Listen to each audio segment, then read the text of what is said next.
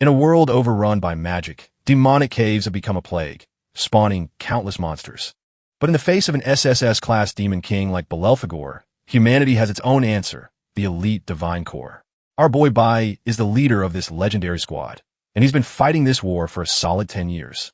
The demon king unleashes a tidal wave of elemental beasts, but the team is unfazed. With a single command from Bai, the divine core's operation begins, charging straight into the belly of the beast. This is their 100th high-level demonic cave, and the L-class lightning assassin, Ling Yua, is ready to get her hands dirty.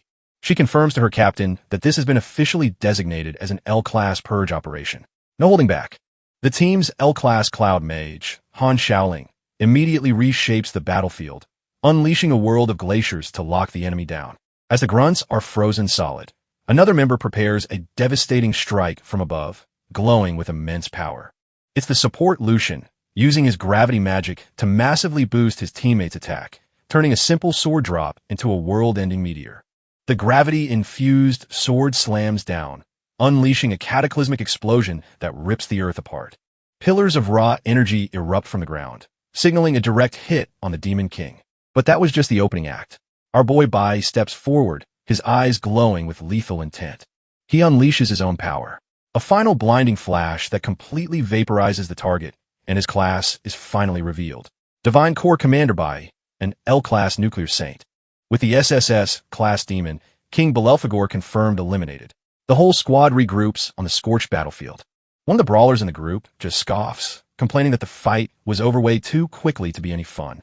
Lucian, ever the analyst, points out that this was a top-rated mission that was supposed to push them to their limits. He turns to his commander, asking if he also thinks this victory feels a little too easy. Bai silently agrees. The intel mentioned a special demon with 5 elements and a hidden skill, but they saw none of it. Just as the team is questioning their easy win, the brawler gets the captain's attention. She gets uncomfortably close, asking if he's treating everyone to a feast or if it's a private date. She even whispers the suggestion right in his ear, making our boy completely lose his cool. Bai shoves her away, flustered, and announces they'll all meet at the usual spot in the holy capital. She just smirks, calling it another failed ambush and teasing him for being clueless with women. But the lighthearted moment is cut short as Bai suddenly stops, sensing something is off. He looks back at the battlefield, realizing the guy who was supposed to handle cleanup never followed them. The others just laugh it off, saying he's always the slowest and the best at slacking off, but they're dead wrong. The so-called slacker is watching them from a cliff above. He raises his hand, activating a purge operation as a sinister green energy begins to swirl. The so-called slacker reveals his true colors with a sinister, chilling grin. With a snap of his fingers, he gives the command, and the purge operation commences. In a flash, the entire team is brutally impaled, caught completely off guard by the ambush. Bai the brawler and Lucian can only watch their faces a mask of pure shock. The team scholar is the first to fall, bleeding out on the ground amidst his scattered research. As Bai sees, the traitor's voice rings out, claiming this is a true mission from God. Our boy tries to draw his sword, but his body is completely frozen, refusing to obey. The traitor reveals his disgusting plan. He's been lacing their breakfast with paralytic powder for a month. He then unleashes his divine skill, flower, forbidden vines, causing massive roots to erupt. His one and only goal, he declares, is to eliminate the strongest of them all. The traitor sneers that this level of betrayal required absolute preparation, as his vines render them unconscious and defenseless. He declares this a holy decree from God himself, an L-class purge operation meant just for them. Bai can only watch in horror as Lingua and Lucian are crushed by the tightening vines. The roots then violently fling his helpless teammates through the air like trash. Our boy is frozen in place, splattered with the blood of his own comrades. The traitor's eyes are cold and empty, showing not a shred of remorse for his actions. In the next instant, Lingua is brutally impaled, blood pouring from her mouth. The entire squad is skewered and held aloft, a grotesque display for the traitor as Bai whispers in disbelief. His shock finally shatters, replaced by pure rage as he screams, demanding to know why. He roars that the divine core never broke any rules. Questioning which god would authorize this slaughter, he screams with everything he has, demanding to know what right they have to do this to his squad. The traitor simply calls him an old friend, his voice dripping with condescending pity. He mocks Bai for being so naive as glowing green vines erupt and ensnare our boy completely. Before Bai can even react, The vines launch him violently through the air. The trader's voice echoes, musing that when a god decides to kill you, there's no need for a reason. A thought that ends as Bai is brutally impaled on a waiting blade. Turns out another one of his comrades was lying in wait. A swordsman ready to deliver the final blow. Coughing up blood, Bai can only ask if their 10 years as a family meant absolutely nothing. The trader scoffs at the idea of comrades, asking if Bai still doesn't get why he was chosen for this. The horrifying truth finally dawned on Bai, as the trader reveals a god has been moving these pieces from their very first meeting. The trader coldly states that Bai and the others were nothing more than pawns from the very beginning. His fellow swordsman chimes in, revealing his only purpose was to gain our boy's complete trust for this exact moment. The gardener scoffs, admitting that having to act the part of friend for so long was an utterly disgusting task. He leans in close, telling Bai that the entire charade made him sick to his stomach.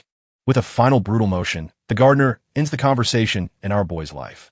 A quick flash reveals the rest of his team, all slaughtered, with a mission report confirming the purge is complete. Bai's world shatters as a final fatal blow pierces straight through his head. His body lies motionless on the cold ground, a testament to the absolute betrayal he just suffered. But as his consciousness fades into nothing, a mysterious voice echoes from the void, offering him a deal. Suddenly, our boy finds himself bound in chains in a dark dimension, completely dumbfounded as to where he is. A voice cuts through the darkness, and our boy realizes he's not in the void, but bound by ethereal chains. The owner of the voice appears, a smug-looking man in a suit, greeting him with a chilling familiarity. Bai's eyes widen in pure disbelief. He knows this man, and he's supposed to be dead. He spits out the name of his old nemesis, Belelphegor, who just scoffs that an SSS-class demon king doesn't go down that easily. Turns out this entire dimension is Bellegor's sole domain, a kingdom built from his very life force. Cutting through the chatter, Bai demands to know what he wants, and Belelphegor grins, sensing their hatred is cut from the same cloth. The demon king proposes a transaction, revealing his ultimate hidden skill, life regression. He offers to send Bai back in time, giving him a chance to undo the betrayal and save everyone he lost. Leaning in close, the devil makes his pitch, asking if our boy is interested in a second chance. A memory of his fallen comrade flashes through Bai's mind, the pain of her loss fueling his resolve. The faces of his friends flash before his eyes, their innocent smiles twisting the knife in his gut. He remembers his whole squad, humanity's strongest, a time when they stood united against the world. Then comes the betrayal, the chilling grin of the traitor who brought it all crashing down. A brutal montage plays in his mind. His comrades, his family, all cut down in a storm of violence. Snapping back to the present, Bai's rage boils over. He vows to kill the man responsible for it all. He then declares he'll also destroy the so-called gods who were pulling the strings from their high seats. A wicked grin spreads across Bellegor's face. Clearly satisfied with our boy's burning hatred, the Demon King says that's the answer he was looking for and decides to throw in an extra gift. He offers up a pulsating demonic heart, calling it a little welcoming present to seal their new contract. Bai takes the heart, but he's no fool. He demands to know what this power is truly going to cost him. With a sinister grin, Belelphegor explains the cost is simple, his current pathetic life.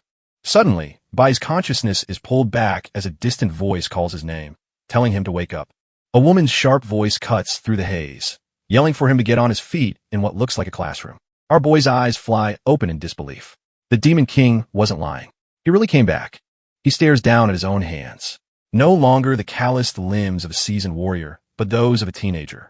The realization hits him like a truck he's been sent back to the time before he even awakened his powers. His teacher, a woman he hasn't seen in years, is absolutely fuming, scolding him for napping before the awakening ceremony. Dumbfounded, he looks up at Teacher Hong, a ghost from a past he thought was long gone. It all clicks into place. He's not just dreaming. He's actually returned to his middle school days. As he gets to his feet, he understands this was Bellegor's power, a complete rebirth into his past self. He looks around the classroom, his mind still reeling from the fact that this impossible situation is actually real. Our boy stands, a bittersweet feeling washing over him as he sees classmates he hasn't laid eyes on in nearly 20 years. Teacher Huang slams her foot on a desk, her voice cutting through the chatter as she demands everyone's complete attention. She begins her lecture on the 5 core elemental powers of the world: lightning, flower, cloud, nuclear, and stellar. Bai listens intently, already knowing the fundamental rule that every awakened person can only ever possess one element. To demonstrate, She proudly flexes her own power, manifesting the rare cloud element as a shimmering ice crystal. She explains these elements are further classified into 3 roles: combat, support, and special, which combine to form countless professions. Teacher Huang even hypes up the school's strongest team, a legendary lineup of 4 different elemental masters. She tells the students they're already elites among millions just for having the potential to awaken their powers. But the real challenge starts now, as their future professions will be ranked from the trash tier, dust to the godlike celestial. Teacher Hang drives the point home, telling them that each and every one of them is on the cusp of their destiny. The pressure is immense. She reminds them they only get one single chance to awaken their power. She declares that what happens this afternoon will determine their entire future status in this brutal world. The scene shifts to our boy Bei, who's already seen this song and dance before. He's walking through the school grounds, lost in thought, finding the whole situation deeply nostalgic. Turns out this is the very same place where he first awakened his own legendary powers. His trip down memory lane is cut short when he sees a poor 4-eyed kid getting tossed aside. Bai just scoffs, completely unimpressed by the trash-tier bullies picking on the weak. The lead punk sneers at the fallen student, calling him useless for relying on an artificial awakening. He then grinds his foot on the kid's hand, daring Bei for blocking his path and acting tough before he's even awakened. The punk Hong Chang gloats that with his rare red tier awakening, everyone else is just an insect to him. The terrified student immediately apologizes and hands over his money, which seems to satisfy the bully for a moment. But our boy Bei is watching from a distance, and a flicker of recognition crosses his face. This punk was a problem in his past life too. He muses that some people are just cut from a different cloth, always looking for trouble as he steps forward. Suddenly, a sharp voice cuts through the tension, telling Hong Chong X, "That's enough." It's Teacher Huang, and she is absolutely livid, reminding him that this is a school, not some back alley shakedown. Hong Chong X just smirks at her, casually flicking the cash he just stole. He tries to play the victim, claiming the nerdy kid was the one who bumped into his crew. So, isn't it only fair? He argues that he compensates them with some bubble tea money. Leaning in close, he asks if she wants to play hero, adding that if she wasn't so hot, have used his connections to get her fired ages ago. Hong Chong Shan just laughs it off, telling his crew they'll give the teacher face for now and back off. But as he turns to leave, his eyes lock on a Bai, who's been watching the whole pathetic display. The punk grabs our boy's shoulder, demanding to know what he's staring at. Bai just shoves his hand away, and the bully, dumbfounded for a second, decides to leave, promising to come back and laugh at the weaklings later. With the trash gone, Bai apologizes to Teacher Huang, but she knows it wasn't his fault. As she comforts the nerdy kid, a memory flashes through Bai's mind. Teacher Huang always seemed tough, but she was the one who helped him the most after his awakening. Just then, a voice calls out, announcing that it's finally their class turn for the awakening chamber. As they walk, Teacher Huang gives them a final warning. Stay completely calm during the process to avoid any injuries. Our boy listens, but his mind is already elsewhere, thinking about the 2 different awakening methods that exist in this world. The first type, he recalls, is a natural awakening, the kind that lucky trash tier punks like Hong Chong X get.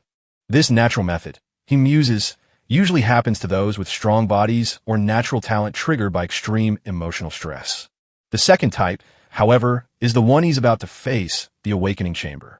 It's an artificial method, the culmination of countless scientists' work designed to force an awakening. Inside, the chamber violently stimulates a person's emotions and adrenaline, pushing them to their absolute limit.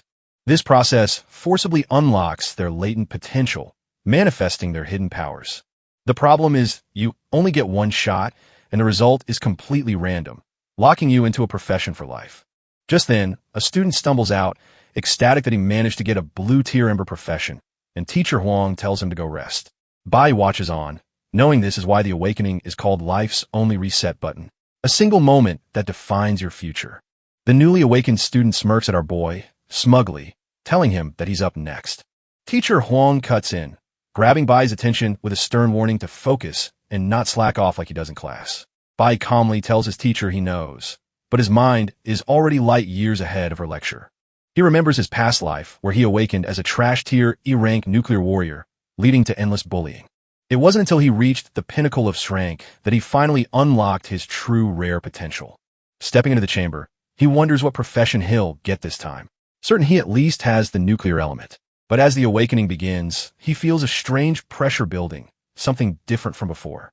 A cold sweat drips down his face as his body starts reacting violently to the process. Suddenly, a system notification pops up. Dumbfounded, he sees it has detected not one, but 5 elements within him. An unbearable heat surges through his body as he struggles to understand what's happening. His eyes widen in shock as a new message declares the Infinite Awakening system has been activated. A massive screen appears before him, revealing he possesses 5 elemental types and can choose any class he wants. The system explains that once he accumulates enough power for an element, he can get a whole new class. Our boy is completely dumbfounded, trying to wrap his head around elemental accumulation. He realizes this means he's not just picking one class. He can literally collect them in the future. The system then shows him the insane range of possibilities from trash tier all the way up to a legendary special quality class. Suddenly, the Demon King Belelfigure appears in his soul, revealing he's the one giving our boy this final push. Bai clutches his chest as the raw power of the 5 elements floods his body, a gift from his past life nemesis. He sees visions of his future potential, a master of countless fighting styles, thanks to his infinite awakenings. The system warns him that after this first choice, all his elemental bars will reset to 0. With a smirk, Bai understands the stakes. This first step has to be perfect. Meanwhile, outside the awakening room, a couple of other students are getting annoyed, wondering what's taking him so long. The door slides open, and our boy Bai, he finally steps out looking cool as ever. His teacher Hang rushes over, eagerly asking what incredible class he awakened. But Bai puts on a somber face, telling her he's sorry to be such a disappointment. With a wicked grin, he reveals he awakened as a nuclear warrior, the absolute worst of the green quality classes. The hope instantly drains from teacher Hang's face. She was clearly expecting a prodigy. Still, she tries to cheer him up, insisting that even low rankers can become legends if they don't give up. Bai just plays along with the pity party, telling her she doesn't have to try and comfort him. She pats his shoulder, telling him to get some rest, completely buying his trash tier act. Internally, though, our boy is bursting with laughter, finding her misplaced sympathy absolutely hilarious. Just then, the local bully Hong Chong X shows up, mocking the teacher's work-hard speech. Bai just scoffs internally at her useless toxic positivity. The bully tells the teacher she knows better than to spout such nonsense. He and his goons laugh, declaring that reality isn't some feel-good story. Getting right in Bai's face, he spells it out. Being dust rank means you're absolute trash. He sneers that the gods only choose the strong, leaving the weak to be humiliated. But the mention of God strikes a nerve with Bai, whose eyes flash with a hidden fire. Teacher Hang steps in, demanding to know why he's here, but he just grins and reminds her of the new seating rule for dust ranks. Our boy plays dumb and asks why that is, forcing the teacher to confront the unfair system.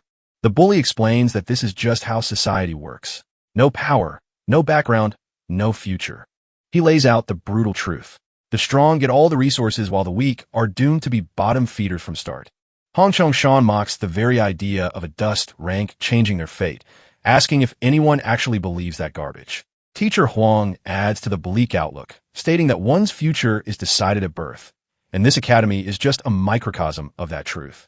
He then gets right in her face, taunting her for being a glimmer rank and nothing more than a useless salaried worker.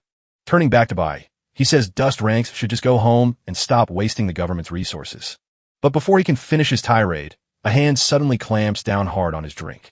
In a flash, our boy smashes the entire cup right into the bully's face, leaving him completely stunned. The sticky liquid drips down Hong Chong Shang's face as the shock begins to wear off. He stumbles back in a rage, demanding to know what the hell Bai thinks he's doing. Bai calmly wipes his hand on his uniform, stating coldly that he just doesn't like listening to him talk. Instead of being intimidated, the bully just lets out a maniacal laugh. Absolutely furious and ready for a fight. Enraged, Hong Chong Shan screams and throws a punch, his fist crackling with purple energy.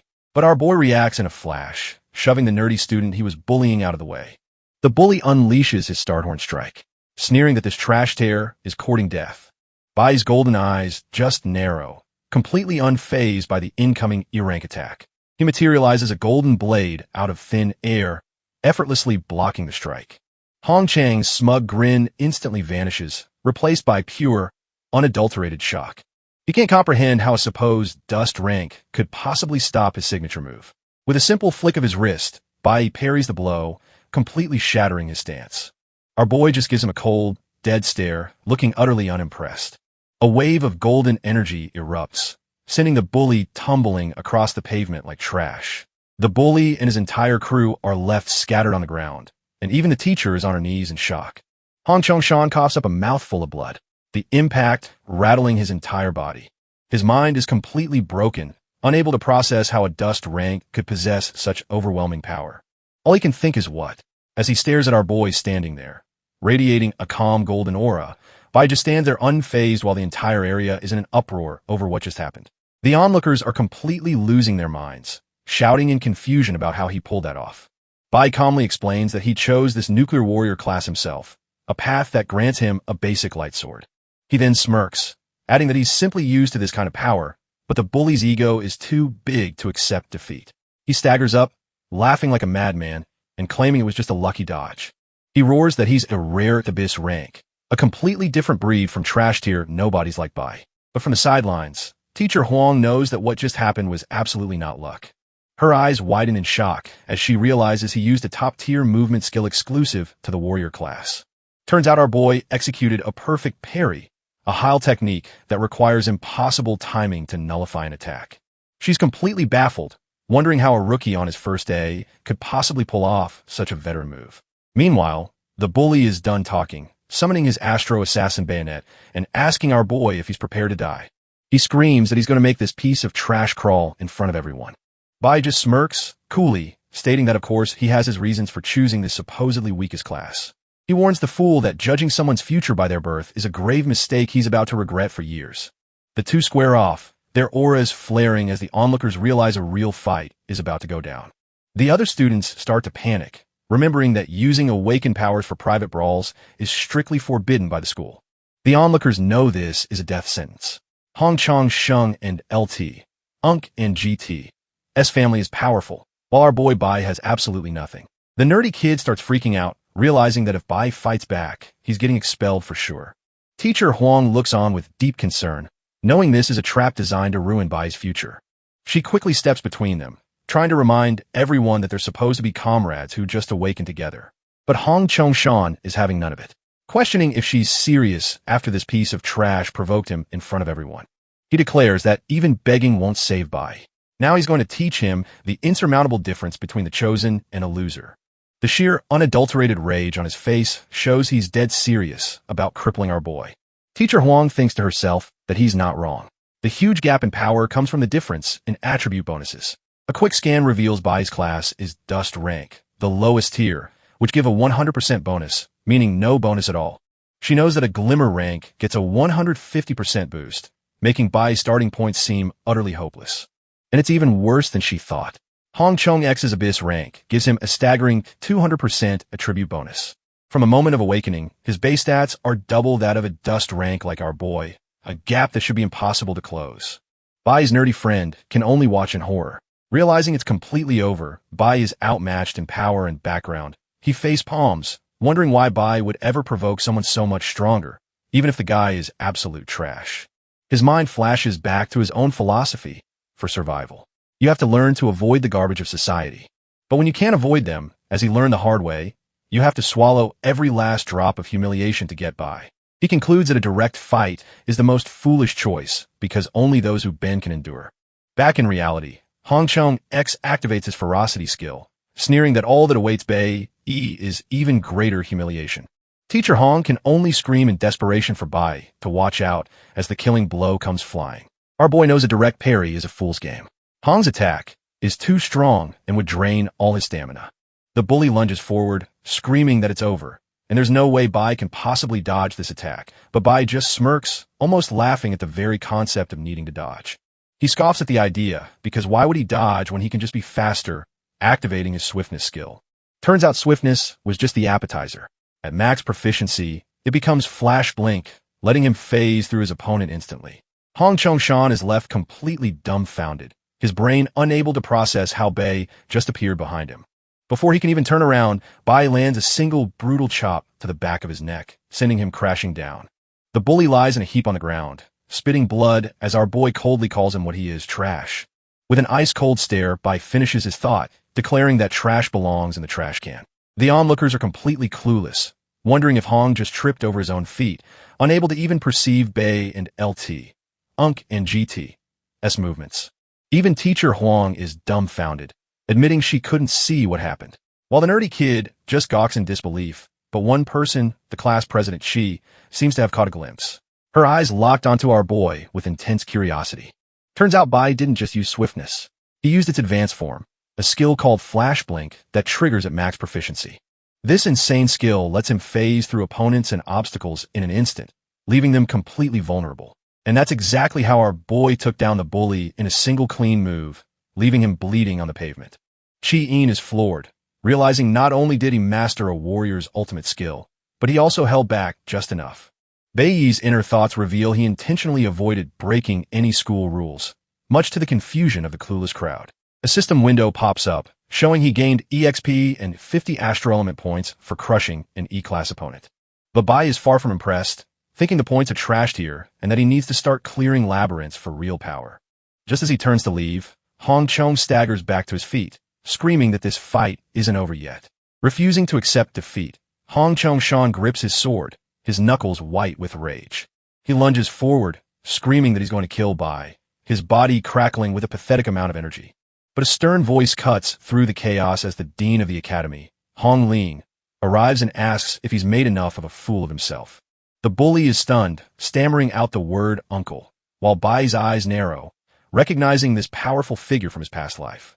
The dean immediately takes control, telling the gawking students the show is over and that they should all head home. He encourages them to go tell their families about their awakenings, effectively clearing the area of any witnesses. The word home strikes a chord with Bai, triggering a deep and forgotten memory. With the crowd gone, the dean turns his cold, calculating gaze directly onto our boy. He grabs Bei by the hair, reminding him that fighting is forbidden, but our boy's mind is elsewhere. Realizing he isn't even registered as a student yet, a lightning bolt of realization hits Bei. If he's back in the past, then his old comrades are all still alive, still in the dean's grasp. Our boy realizes with dawning horror that he's forgotten the most important thing of all. Without a second thought, he breaks free and sprints away, completely ignoring the dean, yelling at him to get back here. The dean turns to teacher Huang, who is utterly speechless at her student's sudden and disrespectful departure. He furiously tells her to get her student under control, warning that he'll pretend nothing happened this one time. Mortified, teacher Huang can only bow her head and apologize for the trouble Bai has caused. Meanwhile, in the dean's office, Hong Chong Shan is seething, still convinced that the kid just got lucky. Hess absolutely fuming, refusing to believe there's any way he could have lost to some trash tier nobody. Slamming his fist on the desk, he yells that the whole situation is complete, but his uncle, the dean, calmly asks if he has any idea what that kid actually did to him the moment he charged. He reveals that our boy didn't just dodge. He used the high-level assassin skill Flash. The dean explains that in the split second before contact, our boy found the single weakest point in his defense and struck it with absolute precision. Hong Chong Shang is dumbfounded as his uncle reveals that entire beatdown was done using only a warrior's basic skills, executed with a mastery even a veteran like himself couldn't replicate. He drives the point home, saying their fight was as ridiculous as watching a pro gamer toy with an elementary schooler using only the default controls. The dean concludes that the kid is not as simple as he seems. While elsewhere, Bai sprints through the city with a desperate purpose. As he runs, he questions himself. After being reborn, besides getting revenge, what is it that he absolutely must do? He finally skids to a halt, having reached his destination in a quiet residential area. Catching his breath, the answer finally dawns on him. The true reason he was sent back in time. A traumatic flash of memory hits him. A scene of utter carnage and his own bloody demise from his previous life. His face hardens with resolve. He knows there's something he must prevent from happening again, even if it costs him his life. The scene shifts to an unknown man watching TV, completely oblivious to the fact that the clock is ticking down to a catastrophic event. The man, who we now see as Bai's father, is just laughing his head off at some show on TV, completely oblivious. In the kitchen, his mother is quietly washing dishes, the very picture of the peaceful life Bai lost. But that peace is about to be shattered from the inside out. As Bai himself appears at the window, staring in, his father spots him, casually remarking that he's back from school a bit early today. For Bai, though, this isn't just coming home. His fists are clenched with the weight of a grim future. He gazes at his mother, and the reality of seeing her again alive and unharmed hits him like a freight train. Overwhelmed with emotion, he can barely process that his mom is standing right in front of him. She turns with a gentle smile, telling him she's so glad he's alive. A line that cuts deeper than she could ever know. In a simple, loving gesture, she offers him a plate of food, a kindness he thought was gone forever. Using sign language, she lets him know she made his favorite noodles, and the weight of what he has to protect crashes down on him. With a grim resolve, our boy knows he has to change the course of this day. Starting with one small detail, he puts on a brave face and tells his mom he wants to eat pickled fish, a request that's more than just a craving. His mother gently signs back that maybe they can have it tomorrow since she's already made noodles. But Bai insists with a chilling intensity, telling her he absolutely has to eat it today. Seeing his strange desperation, she gives in with a loving sigh, signing that he's being impossible. As she prepares to head out for ingredients, Bai immediately says he'll go with her, refusing to let her leave his sight. Suddenly, his father's voice cuts in from the couch, telling him to let his mother go by herself. The old man scolds him for being weird and not even bothering to say hello when he got home. Then his dad's expression changes as he remembers, asking if today was his big awakening day. He gets right up in Bai's face, eagerly demanding to hear the good news about his results. Without even waiting for an answer, his dad grabs a couple of beers from the fridge to get the celebration started. He proudly announces he's Bing, a class electric warrior, and that he rushed home just for this moment. But our boy has to break the news, coldly stating that he didn't awaken today. Bai lies through his teeth, claiming the ceremony took too long and he missed his chance, leaving his father dumbfounded. The man's face darkens as he mutters about some other kid awakening as a glimmer rank class. A painful memory flashes through Bai's mind, remembering his father's past words, calling them both worthless. His dad's pride roars to life, boasting that his son should at least be an abyss rank just like he was. He steps forward menacingly, reminding Bai of all the sacrifices he's made to raise him. Leaning in with a terrifying red aura, he drops the act and demands to know his son's real class. The sheer pressure from his father's rage feels like it's about to crush our boy on the spot. Our boy stands firm, remembering he still hasn't told his father the whole truth. A brutal memory flashes back his father, smashing a bottle right over his head. The old man had sneered at him then, disgusted that he was a bottom-of-the-barrel dust rank. He had screamed in a blind rage, accusing Bai of trying to disgrace him. Back in the present, Bai sees his father for what he is, an awakened, yes, but also a violent man who can't control his emotions, a fact punctuated by another memory of a savage blow. He recalls that awful day in his past life, May 22nd, the moment his father learned he was a dust rank. The man's shame turned into a rampage. Just like always, his mother had to step in to protect him from the old man's fury. But back then, Bai was just a kid, too weak and terrified to do anything but watch. The man's rage wasn't satisfied with just words. He beat his own wife for an entire hour. That day, his mother's leg was broken, and a blow to the head left her mentally scarred for life. And all our boy could do was watch in horror, splattered with his own mother's blood. Snapping back to the present, Bai finds himself in the exact same position on the floor, helpless. His status window confirms it. He's just a level 1 E-class nuclear warrior. His father looms over him, demanding he get up, but Bai knows his plan for this class needs more time. Turns out the old man is a level 26 class electric warrior, a whole different tier of power. Bai realizes this isn't like dealing with some punk at school. His father has real combat experience. The cold, hard truth sinks in. He was dead wrong and stands no chance of winning right now. His father grabs his head, screaming that he should never have been born. And Bai knows this beating won't stop. But through the pain, our boy's only thought is that he absolutely cannot let his mom stay here. He takes the brutal beating, clinging to the small victory that at least he managed to get her out of the house. Suddenly, the sound of a plastic bag hitting the floor cuts through the chaos. Bai looks up completely dumbfounded with what looks like noodles splattered across his face. His mind flashes back to a similar scene from his past life, his father's rage and his mother's terrified face. He stares at the bag of noodles on the ground, his heart sinking. He can't understand it. How did she come back so soon? Did she really return just to feed him? Turns out that's exactly it. His mother couldn't stand the thought of him going hungry and rushed right back. She walks in only to freeze in terror as her husband's cold voice greets her. The monster grabs her, sneering about what kind of trash-tier son she gave birth to. Suddenly, a voice cuts through his mind, recalling how he was the first green tier to ever reach the advancement stage. The voice questions him, asking why he advanced so early when it's usually reserved for a rank blue tiers. Not only that, but he skipped straight from green tier to the legendary platinum tier, a 1 in a million feet. The scene shifts to a dark prison cell where a blindfolded man asks our boy why he ended up on death row. With a dead look in his eyes, Bai mutters that the man he killed deserved to die. His past self seethes with rage, remembering how that monster beat his own mother to death. The memory slams back into the present, and Bai's eyes burn with a furious, vengeful fire. His father, cut from the same trash tier cloth as his past life version, raises a hand to strike his terrified mother. He swings with full force, ready to repeat the exact same tragedy that broke our boy's soul once before. But just before impact, a dark object flies through the air, intercepting the blow with a crack. Turns out it was our boy who took the hit. Thinking how even a low class awakened his leagues above a normal person, he collapses to the floor, coughing up blood. The force of the blow nearly knocking him out cold. His mother screams in terror, rushing to his side as he struggles to get up. She's absolutely horrified, seeing her son's face covered in blood just to protect her. Meanwhile, his father's fist is bruised from punching a wall, a testament to the deadly force he just used. The monster starts ranting, recalling how happy he was when he found out he was having a son. He saw our boy as the B family's one chance to rise from the ashes and regain their former glory. But now he screams that he, Bai Ling Shang, is the only one who can produce a worthy heir. He gets right in his wife's face, roaring that the family's honor now rests solely on his shoulders. His eyes glow with a furious red energy as he questions why fate gave him such a useless son. He screams that it's all her fault, blaming her trashy genes for giving him such a useless son.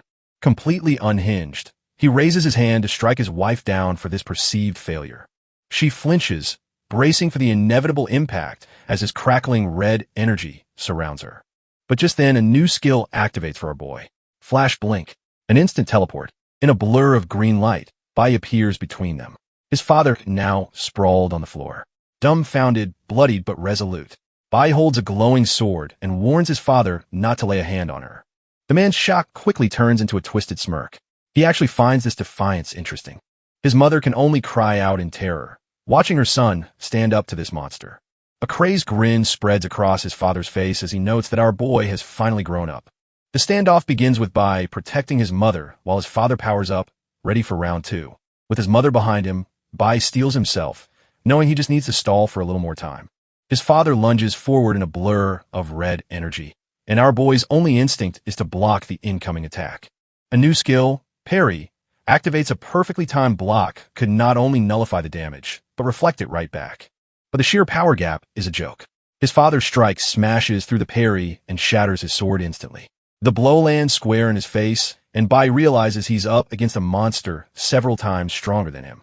Turns out his deadbeat dad is a level 26C rank Electro warrior named Buen with a disgusting 400% attribute bonus. The single hit leaves our boy on the ground, coughing up blood with ribs that feel like they're about to snap. His father just laughs, powering up his heavy black lightning as he mocks his son for daring to defy him. He grabs Bai by the head, unleashing a torrent of electricity that fries him on the spot. Well, with a truly demonic grin, Buen Sheng sneers, asking if he was a little too impatient to play the hero. But even as the lightning tears him apart, our boy grits his teeth, absolutely refusing to dodge. His father just scoffs at his backbone, sneering that a weakling with his trash-tier profession deserves to be beaten to death. Bai's eyes burn with resolve. He swears that in this life, he won't let the tragedies of his past repeat. The scene flashes back to another beating, his father grabbing a chair, furious that his son thinks he's special just for awakening. He raises the chair to bring it down on his own family, screaming about who the real boss is while his wife shields their son. But just as he's about to strike, a loud, insistent banging echoes from the front door. The old man is furious, wondering who the hell is here to spoil his mood at a time like this. But Bai, huddled in his mother's arms, knows exactly who it is they're finally here. Enraged by the interruption, his father storms over to the entrance, demanding to know who's making all the racket. The door swings open to reveal two men from the inspectorate, an A-rank deputy captain and a C-rank investigator. Bai's father is completely dumbfounded, stammering as he asks why the deputy captain is at his door. The A-rank officer, Liang, explains they're conducting a house-to-house search for a wanted criminal. He holds up a wanted poster for a highly dangerous individual known only as Snow. The father forces a laugh, trying to play it cool and saying he'd obviously report someone so famous. But in the background, his wife desperately tries to hide a battered and bloody Bai from view. Ling's sharp eyes immediately catch the scene, and he points, asking what in the world happened to the boy. The old man tries to brush it off with a trash-tier lie, claiming his son just took a clumsy fall. But our boy cuts right through the nonsense. his voice cold and clear as he reveals his father hit him. A wave of pure fury washes over the father's face. He's been exposed in front of the authorities. Turns out this was all Bai's master plan. He was the one who made the anonymous tip just 18 minutes ago. The father desperately tries to spin a new lie, claiming his son is just joking and that he'd never lay a hand on him. But our boy calmly points to his own wounds, stating they can all be medically evaluated as proof of the assault. Liang just stares, his silence more damning than any accusation as the father is left utterly speechless. With ice in his veins, Bai perfectly recites the divine canon's regulations for detaining violent awakeners. The two inspectors are completely dumbfounded. This kid knows the law better than they do and is using it like a weapon. The father's mind finally catches up, realizing with pure fury that his own son has brilliantly orchestrated his downfall. Liang has heard enough, formally addressing the man as Bing Shang and placing him under arrest. That's the last straw. The father snaps and lunges for Bai Yi, only to be restrained by the red-haired inspector. He's dragged out kicking and screaming, promising that our boy will pay for this betrayal. The door slams shut, leaving Bai and his terrified mother in the deafening silence of his victory. With the storm past, our boy, still covered in blood, finally turns to his shell-shocked mother. She rushes into his arms, and for a moment, he just holds her, telling her everything is finally okay. But even in this embrace, his mind is racing. He succeeded in protecting her, and now has 15 days to prepare. He promises her this is the last time she'll ever have to fear because he's about to get a whole lot stronger. Turns out our boy wasn't just taking a beating for nothing. His clenched fist tells a different story. During that final struggle, he masterfully swiped the key to his father's safe right off his belt. Now the small golden key rests in his bloody hand. The real prize from this whole ordeal. This key unlocks the very treasure that let his trash-tier father betray his team and jump from E rank to C rank. As soon as his mother calms down, he slips away into his father's room, key in hand. He finds the hidden safe, ready to claim the source of his father's power for himself. He slots the key in, recalling how his father kept this secret so well. He only learned of it after his death in the last timeline. Inside, he finds not money, but a sleek, glowing dagger that hums with power. Our boy grins. With this weapon, he's confident he can finally try to solo the Demon Cave. He knows Demon Caves are the only way to upgrade professions, but they're all controlled by guilds he can't access. The only option left is the school's dungeon, and a secret one he remembers from his past life. He arrives at a dilapidated building, the entrance to the hidden Demon Cave, a place no one else knows about. With a look of pure determination, he knows this is his chance to get ahead of everyone and fast. Meanwhile, at the inspectorate, officers are baffled by a false alarm that even brought out their deputy leader. One of them glances at Bai's father in his cell, stating they can't afford to relax if it's tied to the rebels. On the desk lies a wanted poster for an extremely dangerous individual named Snow, who they fear might appear soon. Back at the inspectorate, one of the officers, Chun Jin-woo, gossip about their captain's early return, but his superior, Ling, quickly shuts him down. From his cell, Bai's father desperately begs the deputy leader for mercy, promising he'll never cause trouble again. He even tries a pathetic bribe, mentioning a top-tier postpartum care center he could get a deal on for the deputy leader's wife. Liang is completely unimpressed, questioning why a former guild member would stoop to bribing the inspectorate. He tells the man to think long and hard about the choices that landed him in a cage before walking away without a second glance. Left alone, Bai's father trembles, the harsh reality of his situation finally sinking in. Chun Jin-woo reminds him that if bribery were discovered, he'd be in far worse trouble, advising him to rest before his transfer to the Awakener prison. But as the officers leave, a dark crimson energy begins to surge from the supposedly broken man. Clenching his fists in fury, he thinks of his son, Bai, a fiery resolve burning away his despair. Meanwhile, Bai's mother lies in bed, knowing her husband gets out in 15 days and vowing to get stronger before then. Back in his room, Bai knows what he has to do to get stronger fast. The Demon Caves are his only option. These caves are dangerous parallel dimensions, and our boy plans to dive right into one. He recalls how most caves are controlled by powerful guilds, making them inaccessible to solo players like him. But the rewards are insane. Demonic beasts and rare ores make them the fastest way for an awakener to level up. Normally, entering one is a bureaucratic nightmare requiring official inspection. But Bai doesn't have time for that. He remembers from his past life that a specific demon cave went undiscovered for 5 whole years. An F-rank cave like this one typically requires a team of 3 E-rank awakeners to clear. A higher tier E-rank cave would need an even stronger party, making it way too risky for him right now. Based on the timeline, our boy is 90% sure this hidden cave is frank, a gamble he's willing to take. He pushes open the hidden entrance, stepping into the lowest level secret dungeon he can currently access.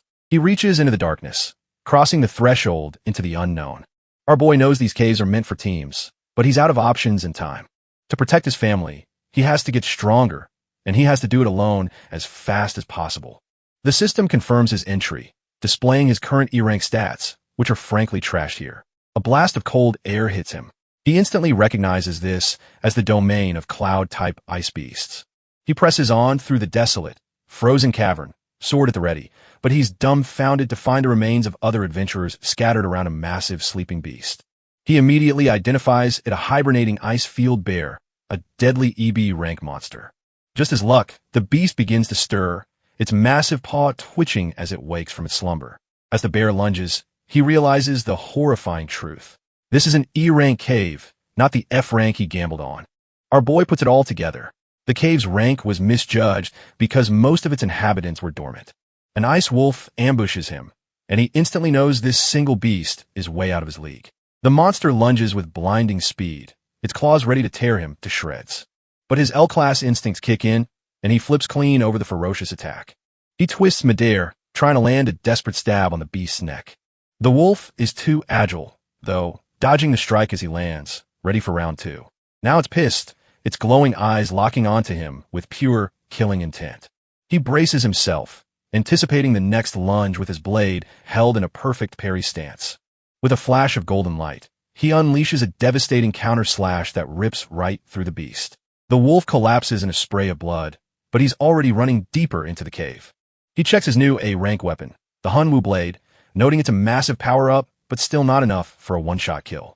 The system confirms the kill, granting him some pitiful EXP and a wolf tooth, but he knows the grind to dank will be a nightmare. Just as he's processing this, a menacing growl echoes from deeper within the cave. He looks up to find he's staring down an entire pack of E-rank ice wolves with a much bigger alpha leading the charge. It seems the smell of blood from his first kill has just rung the dinner bell for the rest of the family. Our boy grits his teeth, realizing this is no longer a hunt. It's a desperate fight for survival against overwhelming numbers. The first wolf lunges, but he's already gone, its claws shattering the ice where he just stood. He capitalizes on the opening, burying his blade into the beast's side for a clean, critical hit. But two more are instantly on him, forcing him into a tight dodge as their jaws snap, shut on empty air. He flows seamlessly from defense to offense, spinning into a devastating counterattack against the next pouncing wolf. He becomes a whirlwind of death, weaving between attacks and landing critical hits on every single wolf. With his stamina draining fast, he knows he has to end this with one last decisive strike. Leaping into the air, he channels all his remaining energy into a single sweeping slash aimed at the entire pack. The attack lands perfectly, and system notifications pop up one after another as the minions are wiped from existence. But just as he catches his breath, the true boss emerges from the shadows. A massive E-rank, bloodthirsty wolf king. The beast lunges with a bone-crushing bite, and it's all our boy can do to parry the attack with his blade. Finding a sliver of an opening, he unleashes a furious combo, shredding the wolf king and snagging a rare diamond drop. He stands amidst the carnage, thinking that all this experience should be more than enough to finally break through to dank. Sure enough, the system confirms his level up, but he's just annoyed that a mere 20 wolves pushed him to his limit. He looks at all the loot scattered around, realizing his trash tier E-rank stamina is a huge problem, and now he needs a dimensional backpack just to carry his rewards. He examines the Snow Wolf Diamond, thinking how guilds monopolize all the good leveling spots, making life hell for solo players. The whole system is rigged. The Awakener School just funnels the best talent straight into the big guilds. He's haunted by the memory of his own father who got kicked out of a guild and was stuck at a pathetic C rank for life. Our boy knows soloing is too slow, and this freezing environment is just burning through his already limited stamina. Suddenly, another pack of ice wolves appears, but this time he has a wicked idea. Instead of fighting head-on, he turns tail and starts running, baiting the entire pack to chase him. Has not just running blindly, has a blur of motion, expertly parrying and dodging every single lunge. His plan is simple. Gather all the trash mobs in one place and create absolute chaos. The forest erupts with the sounds of the chase as he pulls the entire horde deeper into the woods. But the scent of blood and battle has attracted something far worse, as a monstrous serpent is drawn to the mayhem. His plan is working perfectly. Every wolf in the vicinity is now locked onto him. He pushes off, a blur of motion leading the hungry pack deeper into the woods. Our boy is completely in the zone, his mind already 10 steps ahead of these beasts. Turns out, he wasn't just kiting wolves. He's gathered every E-ranked demonic beast in the area for a party. He then triggers a massive explosion right in the middle of the horde, turning the battlefield into pure chaos. But this was just the appetizer. He knows all this commotion was just to wake up the real boss of this area. And right on cue, one of the wolves gets absolutely demolished by an unseen force. Because our boy just led the entire mob into the territory of a B-level tundra bear, which is now in a furious state. The bear is completely enraged, its eyes glowing with pure, indiscriminate, destructive intent. It immediately begins its rampage, smashing through the trash mobs just as Bai had planned. While the bear rampages, our boy is having a field day, racking up kills and loot from the stragglers. His strategy is simple. Let the big guys fight while he just dodges and cleans up the mess. He's a blur of motion, stacking up experience and valuable materials with every single strike. Thanks to the brainless beasts and the rampaging bear, he dings a level up to E-rank 4. He muses that the bear not only drew all the aggro, but saved him a massive amount of stamina. But he knows for the EXP to count, he's got to be the one to deliver the final killing blow.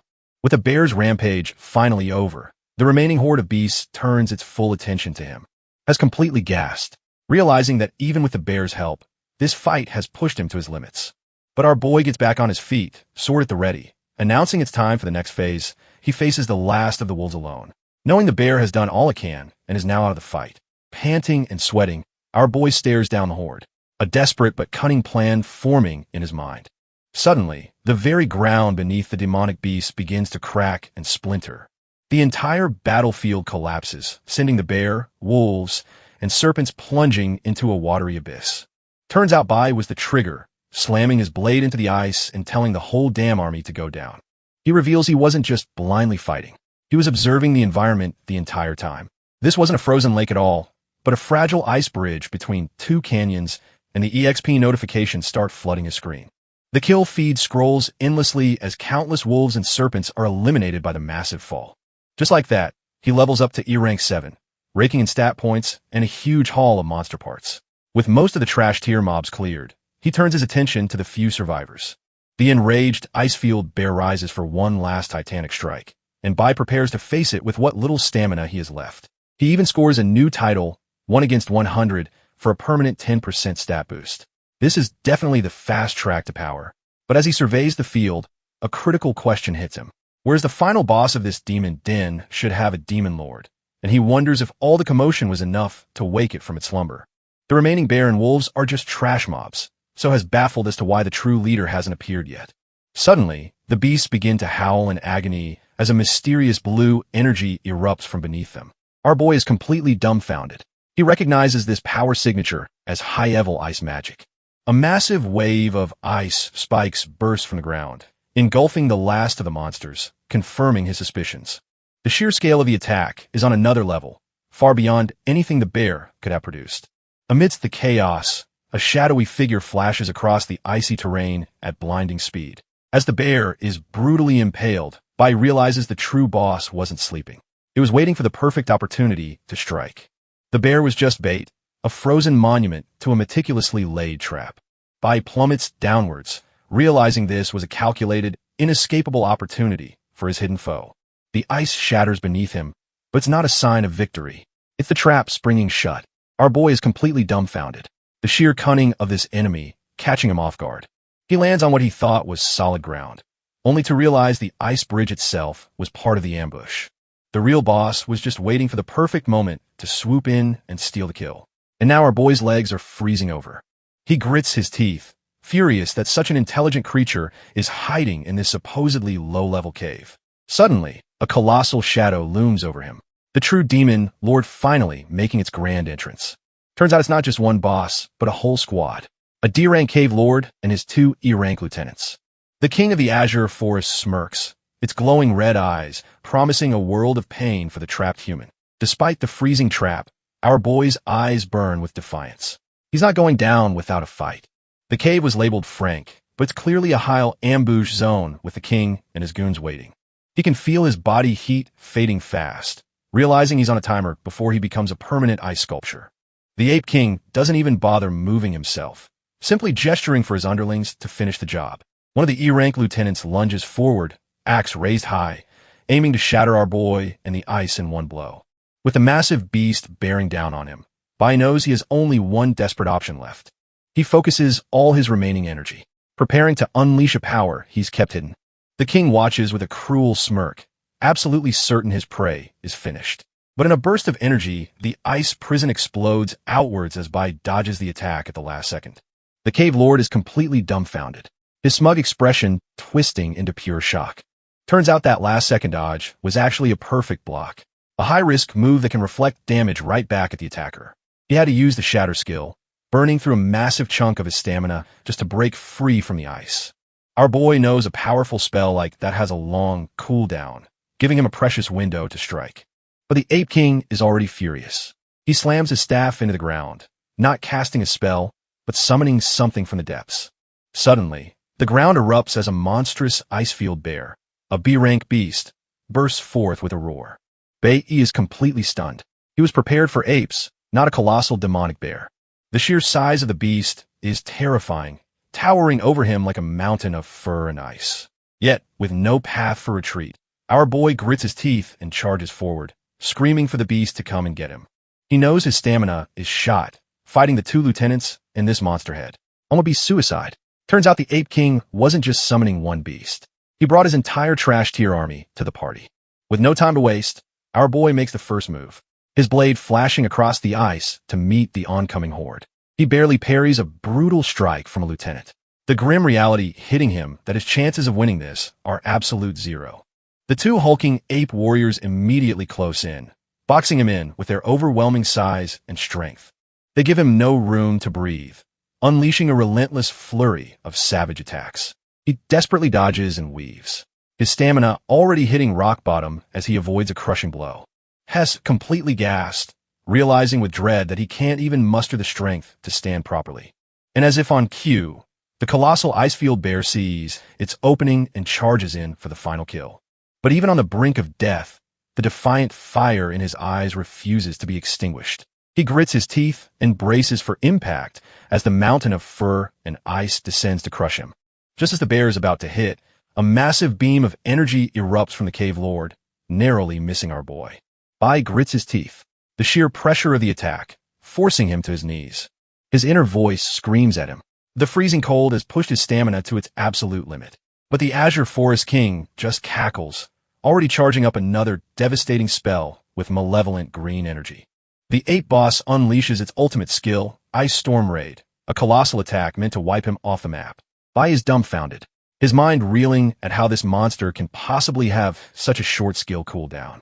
He's completely outmatched, but the look in his eyes says this fight is far from over.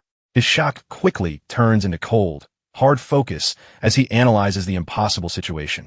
He flashes back to his past life, remembering how countless desperate battles trained him to find opportunities in chaos. Back in the present, he knows he has two options, and staying to fight is a one-way ticket to the grave. With his back against the wall, he coldly calculates that his chance of survival is absolute zero. So, he chooses option 2, a full-blown, desperate retreat. He uses every ounce of his remaining energy to bolt across the frozen wasteland. But the Azure Forest King's magic is faster, instantly freezing the air in his path. In a flash, our boy is caught and encased in a solid block of ice. The ape boss seems almost surprised, not expecting its prey to just turn tail and run. The other demonic beasts of the cave, the Icefield Bear and its wolf pack, can only watch the scene unfold. His frozen body plummets into a dark, seemingly bottomless abyss, marking the end of his fight. Suddenly, the silence is broken by the gentle creak of a door opening. It's his mother peeking in and wondering why he's sleeping in so late on a weekend. His mother is dumbfounded, calling out his name in a panic. She finds his room completely empty on a Saturday morning, which is highly unusual. On his neatly made bed, she discovers a hastily folded note. Her heart sinks. He'd never leave a note just to visit a friend. Something is terribly wrong. She recalls how different he's been acting lately, a deep sense of unease washing over her. Back in the frozen abyss, a single bloody bandage floats ominously on the icy water. Turns out our boy had a master plan all along, collapsing the ice bridge under the enemy's feet. Nearly 100 demonic beasts, from ice wolves to shadow serpents, plummeted into the darkness. Suddenly, a hand bursts from the ice as Bai coughs, having survived the impossible fall. A system window confirms his victory. He's cleared the S-rank dungeon and is about to get some insane rewards. Coughing up icy water, Bai realizes the EXP gain is too low. About 40 demonic beasts must have survived the fall. We see a flashback of his desperate plunge into the darkness. His entire plan hinged on the hope that a river existed at the bottom of the cliff to break his fall. He plummeted through the last layers of ice.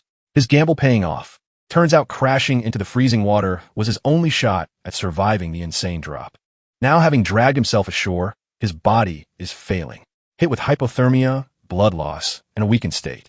He's freezing to death and bleeding out. The damage from the fall catching up to him fast. Our boy feels his consciousness slipping, wondering if he's finally reached his limit. He collapses onto the frozen ground, his body finally giving out against the brutal cold. But just as his vision fades, a monstrous saber-toothed beast emerges from the blizzard, ready for an easy meal. Turns out this trash-tier luck of his led him right to the den of a glacier overlord, an E-class cloud element beast. As his consciousness fades, his life flashes before his eyes, starting with an old swordsman buddy chiding him for not sharing a drink. Then he sees another of his fallen comrades, a brawler who just wants to give him a big hug. A memory of a young scholar from his team pops up, cheekily suggesting they sneak out for some fancy food. The face of his old ally, Lucian, appears next, asking for his help, analyzing some crucial data. The visions shift from his past life to his new one, as his mother's gentle voice asks if the wound on his head still hurts. But the war memories are shattered by the psychic presence of the Azure Forest King, who sadistically crushes the last remnants of his will. Suddenly, the faces of his bitterest enemies flood his mind, starting with a smug, eye-patch-wearing bastard telling him to go to hell. The traitor gardener joins the chorus, his silhouette a haunting reminder of the betrayal that cost him everything. One final enemy appears, a muscular figure echoing the same curse. As our boy's world finally fades to black, as his world goes dark, a voice tells him it's over. But our boy digs deep, screaming internally that he cannot have limits. The massive glacier overlord lunges in for the kill, seeing only a broken meal before it. But Bai snaps back to life, smashing his fist right into the monster's jaw with everything he has left. The beast is utterly dumbfounded. This half-dead human was supposed to be easy prey. With pure fury in his eyes, Bai vows that he will never let the regrets of his past life be repeated. He remembers losing everything once before, and that memory fuels his desperate struggle. He's already died once, and the sheer humiliation of that failure is now his greatest weapon. Channeling all that pain and rage, he unleashes a lightning-fast kick. He roars that he will never die again, as his foot connects, shattering the beast's icy armor in a spray of blood. The raw, desperate power of the impact sends the colossal glacier overlord hurtling through the air. The kick took everything he had, leaving our boy on one knee, gasping for air in the freezing wind. He grits his teeth, pushing past the pain as his body screams in protest. But as the glacier overlord lies defeated, a golden aura erupts from its body. Turns out a near-death experience can trigger a class. Up, the beast rises again, its power magnified by the spirits of the ice field. Now a true apex predator. Yet Bai just smirks, realizing this was his goal all along, to manufacture a truly hopeless situation. He recalls every insane risk he's taken, all to corner himself against an army of monsters. It was all a desperate attempt to reclaim the adrenaline rush of a real-life or death battle from his past. As his adrenaline spikes to its absolute maximum, a system notification finally appears. He tries to force a class advancement, but fails. Yet, in a twist, he unlocks a brand new advanced skill instead. He thinks to himself that while the class advancement failed, he managed to acquire an ultimate skill ahead of schedule. His blade begins to hum, glowing with an immense golden power he's never felt before. The system confirms it. He's unlocked the Nucleo Holy Swordsman skill, and with a smirk, he decides it's time to clean up the trash. With a gaze of pure cold focus, our boy readies his blade for the slaughter. The upgraded glacier overlord lets out a furious howl, charging straight at him. But Bai is already in motion, unleashing a brand new technique he calls Sanctuary. The Icefield Bear joins the assault, but it's already too late for these overgrown beasts. His Sanctuary skill explodes outwards in a whirlwind of golden light, tearing through everything in its path. He stands amidst the chaos, completely unfazed. The master of this icy domain, the system notifications go wild as his golden attack rips through the entire mob, instantly killing the ice-field bear and every last wolf. Even the so-called glacier overlord is left as a mangled corpse, its reign ending in a pathetic flash of light. The divine energy fades from our boy's hand. The battlefield, now eerily silent. With the fight over, the rewards pour in loot, a level up to Sun Tier CE class, and a full stamina restore from his sanctuary skill. He even unlocks a new title, Icefield Wanderer, granting him massive resistance to the cold and confirming sanctuary is his new ultimate skill. Staring up at the chasm, Bai makes a silent vow to the Monkey King who threw him down here. He's coming back to settle the score. The system is still catching up, logging the last of the trash tier wolves he just annihilated. He can barely even feel the cold anymore, realizing that at his new level, E-class monsters are now a complete joke to him. Turns out Sanctuary is a counter-move. It stores all the pain and fatigue he endures and unleashes it back tenfold. With his stamina fully restored by Sanctuary, our boy feels ready for anything. He begins the long climb out of the chasm, worried that his mom will be wondering where he's been. After what feels like an eternity, he finally pulls himself over the edge. But instead of the exit, he finds a strange, solitary hut sitting in the endless snow. The place is seriously creepy, decorated with what look like the skulls of other ape monsters. And sitting there, as if waiting for him, is the Azure Forest King himself. The Monkey King's eyes flash red, sensing that his prey has returned for round 2. But before they can exchange pleasantries, a massive ice attack shatters the side of the hut. Turns out Bai just finished off another Icefield bear hit level 10 and is here to tell the Monkey King they meet again. Meanwhile, back in the real world, it's late at night, and Bai's mother anxiously waits by the window. She's worried sick, wondering why her son hasn't returned home yet. A full dinner sits on the table, getting cold, as she just prays that he's okay. The scene snaps back to the Azure Forest King, whose meditation is suddenly interrupted. An explosion of pure ice energy blasts right through the wall of his hut. His lieutenants are on high alert, turning to face the sudden, violent intrusion. The corpse of a massive ice field bear comes sliding through the newly made hole. The beast is completely frozen over, steam rising from its fresh kill, and walking in right behind it is our boy Bay, stepping over the monster's body like a doormat. He's just hit level 10, the absolute peak of E-class, and announces to the Stun King that they meet again. The Azure Forest King and his lacheys are completely dumbfounded, staring at the human who just used a B-rank beast as a battering ram. They can't process what they're seeing. This trash-tier human is standing over the corpse of a monster that could have wiped their whole clan. The king is absolutely seething. Realizing this isn't some lost kid, it's a genuine threat that just kicked his front door in. As if to mock them, Bai casually kicks the massive bear corpse, sending it sliding even further into their throne room. One of the lieutenants, a hot-headed E-rank cloud demon warrior, has seen enough and charges forward, ready to tear him apart. But our boy doesn't even flinch. His eyes glow with cold focus. Already predicting the beast's every move, he meets the attack with a simple parry, his blade deflecting the blow with a flash of brilliant green energy. Before the demon can even react, Bai slices straight through it. A system notification confirming the easy 70 experience points. The king is speechless, watching his E-rank subordinate get one shot like a complete nobody.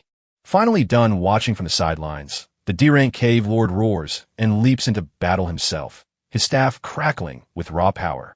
The king unleashes his ultimate move, a devastating ice storm assault that engulfs the entire area. But as the icy shards rain down, a system notification pops up. Bai is completely immune. Turns out his cloud element resistance completely negates the frost damage, making the D-ranker's attack a total joke. The Azure Forest King is left dumbfounded, his trump card having done absolutely nothing. Realizing his magic is useless, he desperately conjures a massive ice crystal. Changing his strategy, he slams it down, summoning a whole pack of hulking ice ape minions to swarm our boy. Bai just smirks, realizing that once he takes care of this trash mob, he'll finally reach D-class. With his swiftness proficiency maxed out, he activates Flash Blink, vanishing from sight in an instant. He reappears behind one of the apes, his blade slicing through it before it can even register his presence. The king can only watch in absolute horror as his reinforcements are slaughtered just as easily as his lieutenant. With the minions gone, our boy blitzes straight toward the Azure Forest King, who can't even react in time. The Beast Lord is left utterly broken, staring in disbelief as his life flashes before his eyes. Bai gives him one last cold look, his expression completely devoid of pity. He silently bids the creature farewell, knowing this is the end of the line for the so-called king. With a final flurry of golden slashes, he tears through the D-rank boss, ending the fight decisively. The system immediately confirms the kill, rewarding him with a hefty 1,000 experience points. And just as he planned, that XP pushes him over the edge, finally promoting him to a D-class nuclear warrior. He even gets a surprise bonus with an item effect permanently boosting his intellect stat. But then a new notification catches him off guard. He's accumulated enough cloud element energy for a new profession. A strange new power surges through him as a mysterious skill begins to manifest from all the elemental energy he's absorbed. Our boy is stunned. He's unlocked a red-tier profession, a cloud element mage whose power rivals his main D-class warrior job. The fallen ape king even dropped some starter loot, a D-class mage weapon and a magic pouch. As he picks up his new gear, the remaining 8 minions just stand there, completely dumbfounded by what just happened. He equips the new staff and pouch, and the trash-tier minions finally realize they're next on the chopping block. With a wicked grin and glowing red eyes, he thinks it's the perfect time to test out his new skills. He decides he might as well clean up the small fry left in the cave. The system confirms his switch to cloud element mage mode as a crimson aura erupts around him. He's actually thrilled, realizing this is a profession he never got to experience in his past life. The scene suddenly shifts back to the real world. Early in the morning at his residence, we see his mother, her eyes covered by a blindfold, waiting anxiously for his return. He quietly pushes open the door. Finally, back home after his life-threatening adventure. The sound startles his mother, whose eyes instantly well up with tears of pure relief. She scrambles to her feet, completely overwhelmed to see her son standing there safe and sound. Our boy's heart aches as he apologizes for making her wait for so long. She doesn't need an explanation, pulling him into a desperate and loving embrace. He realizes with a pang of guilt that she hasn't even eaten, having been sick with worry the entire time. With a new fire in his eyes, he tells her he has a proposal that will change their lives forever. He presents a magic bag, explaining it's full of valuable loot he brought back from the dungeon. The scene then cuts to him meeting a shady-looking broker to cash in on his newfound wealth. The broker, Hong Chong-shan, inspects a crystal and throws out a ridiculously low offer, clearly trying to rip him off. But our boy isn't having it calmly.